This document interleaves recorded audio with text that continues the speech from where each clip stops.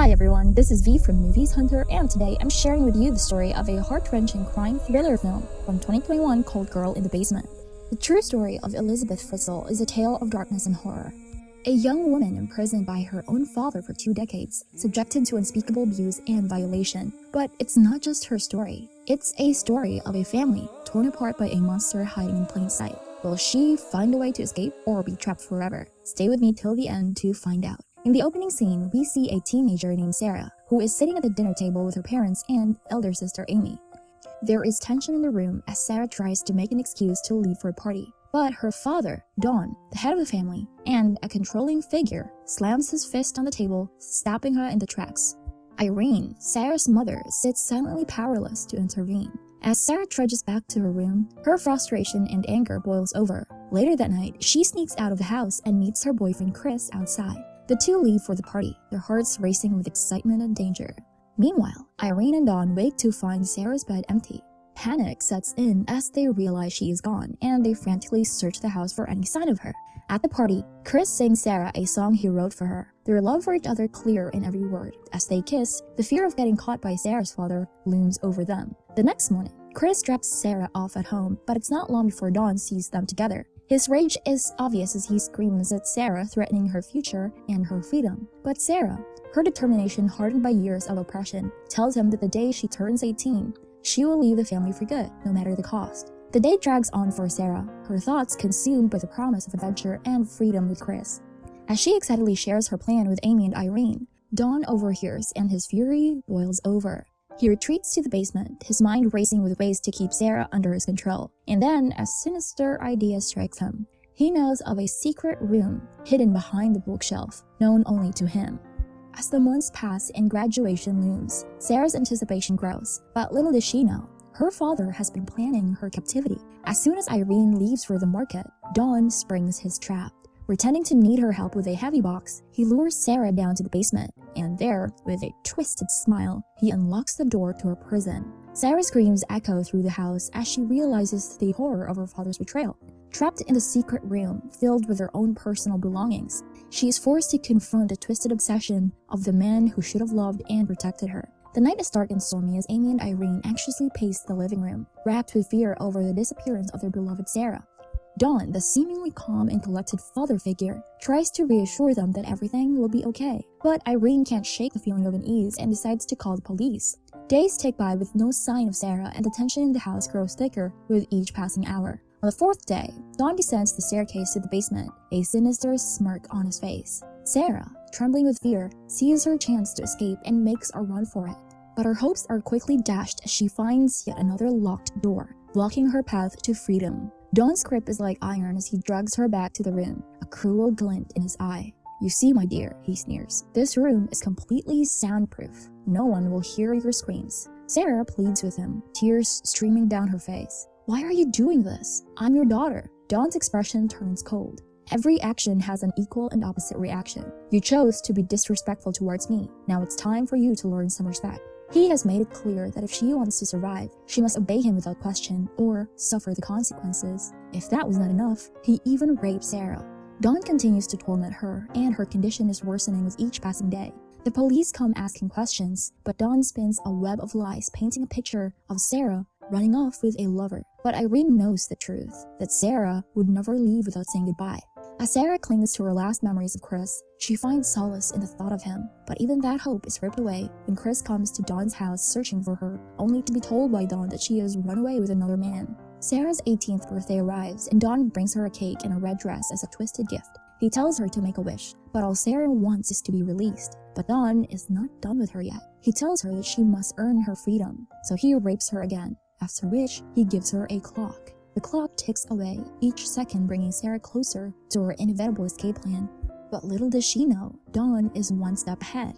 As she moves in to strike, he overpowers her with ease, raining down brutal blows upon her fragile body. Rape, once again, becomes her reality. The days blur together, each one a nightmare, until finally, a year has passed. Sarah's stomach swells with a new life, the product of her tormentor's actions. The pain of labor racks her body, with no one to turn on for help. Desperate and alone, she turns to a book, which is her only guide as she brings new life into this world. Marie, her newborn daughter, is her only glimmer of hope, but even that is quickly snuffed out when Dawn sees the baby and declares it the best thing that can happen to a woman as it gives her purpose. Years pass in a haze of abuse and captivity until Sarah becomes pregnant again. She begs for release, for the chance to raise her children in freedom, but Dawn's anger is swift and brutal. Irene begs for Dawn to search for their missing daughter, but he coldly refuses. As the years drag on, Irene never loses hope of finding her daughter, but fate takes a cruel turn when Marie falls ill. Desperate for help, Sarah pleads for Dawn to take her to a doctor, but, of course, he refuses. Trapped in a suffocating basement with 2 young children, Sarah's will to survive is tested as she fights to protect her children and escape the clutches of their monstrous father.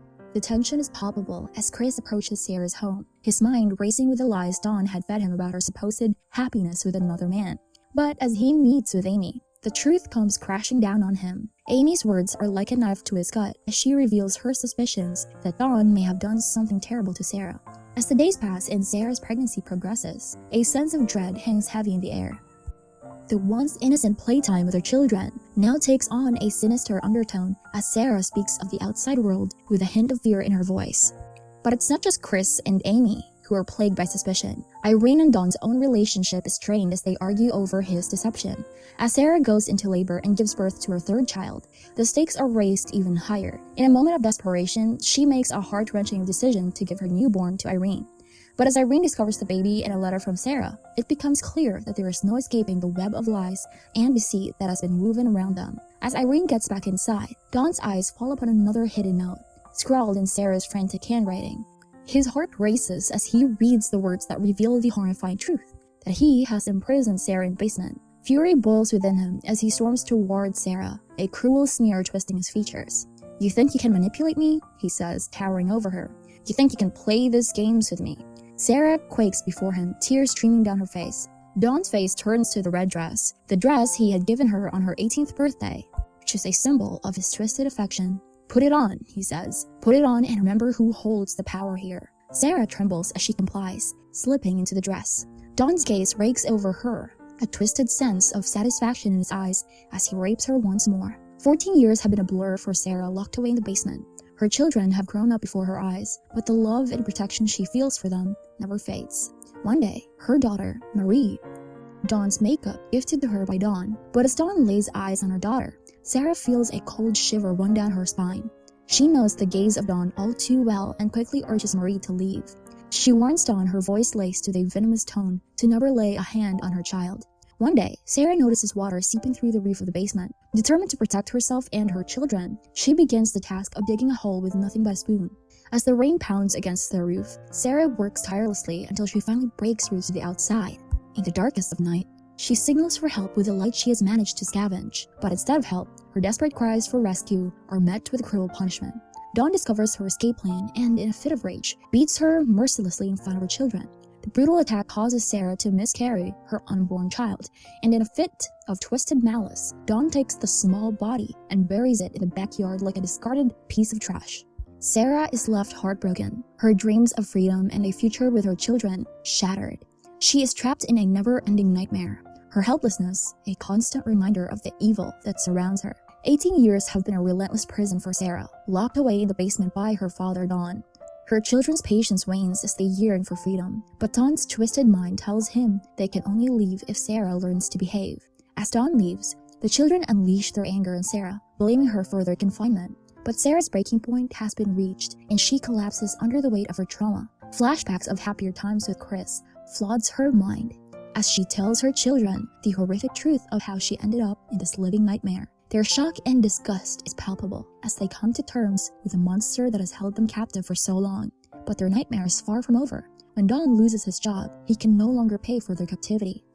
A notice from the bank to vacate the home looms over them, and in a fit of desperation, Dawn decides the only way out is to kill them all by poisoning them with gas. But just as he is about to carry out his twisted plan, Sarah's son, whom Dawn had given away, comes there and forces Dawn to stop. In that moment, Dawn realizes the full extent of his evil and decides not to go with his plan. The 20th year brings Marie's condition to a critical point as her asthma worsens. Desperate for help, Sarah pleads with Dawn to take Marie to a doctor. Despite his reluctance, Don finally agrees, but with a stern warning to Sarah to keep their situation a secret. As they rush to the hospital, Marie's life hangs in the balance, but the doctors manage to save her just in time. As they fill out paperwork at the hospital, Don becomes distracted. Seizing the opportunity, Sarah intentionally spills water on the forms, forcing Don to leave and get new ones. As soon as he leaves, Sarah takes the chance to run to the doctor for help. A police officer who just happened to be there sees everything and quickly arrests Don. Marie wakes up to find that they are safe and finally free from their monstrous father who had kept them locked in the basement for 20 years. Meanwhile, Sarah's son is also rescued from the basement. Irene's screams echoes from the house as she discovers her daughter and grandchildren trapped in a living nightmare. Don, the monster responsible for all of this, is dragged away in handcuffs, destined to spend the rest of his days rotting in a prison cell. As Sarah's children are reunited and tears of joy are shed, she's finally able to embrace her long-lost sister and mom. But just as the family begins to heal, a familiar face appears. Chris, the love of Sarah's life, stands before her with a helmet in hand. He reveals that he never moved on, always holding out hope that one day she would return. As they embrace, the past and the present collide. The trauma and fear will forever be a part of them, but they'll face it together, stronger and more determined than ever before. And so this was the story of Girl in the Basement. Subscribe and I'll see you in the next hunt.